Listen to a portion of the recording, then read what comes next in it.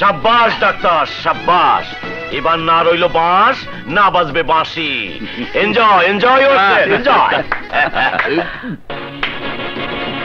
করুন মিস্টার আসগার চৌধুরী, ভালো করে এনজয় করুন। এর চেয়ে বেশি কিছু আর আপনার কাছে কি বা আশা করা যায়?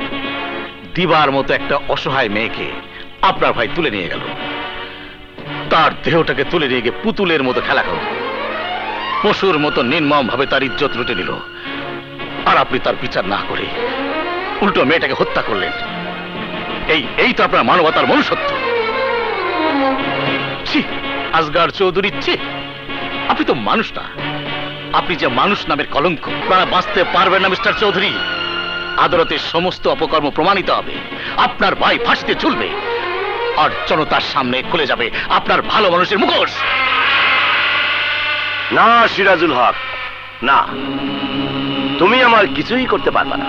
ভাবছো আমার মানিজ্জত ধুলাই মিশাইয়া দিয়া তুমি আমার গদি দখল করবা? না না না না না, তোমার এই স্বপ্ন আমি সফল হইতে দেব না, কিছুতেই না। মিস্টার চৌধুরী, আপনি বোধহয় এখনো জানেন না, ওই মেয়ে মারা যাবার আগে ইন্সপেক্টর রাজার কাছে সমস্ত স্টেটমেন্ট দিয়ে গেছে। রাজা কেস ওপেন করেছে। রাজা কেস মুভ করার অর্থ মুন্নার গলায় নিশ্চিত ফাঁসির দড়ি। চৌধুরী, পাপ চিরদিন ঠেকে রাখা যায় না। আপনাদের পাপ আজ কানায় কানায় পূর্ণ হয়েছে, এখন তার শাস্তি আপনাদের পেতেই হবে। চলে